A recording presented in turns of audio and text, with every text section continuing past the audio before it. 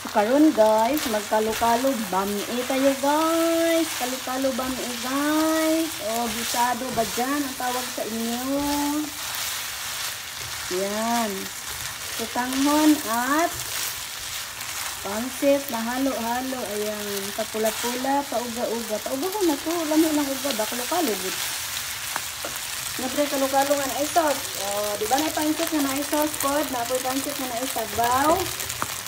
But this one is yan, kinaraan nga pansit. Naagid siya, nawala din siya sauce. Okay, ito na kay gulay, pero ulahin natin ibutang. So, here's the gulay.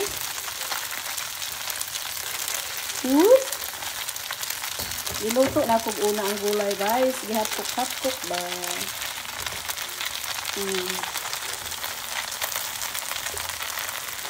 Okay.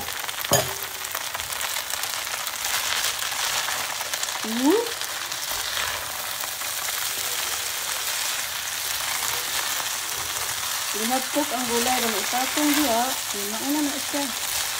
Karon, ulahin na ito pagtimplaan ni ron, ug medyo tabang magbutang ka og oyster sauce in last minute.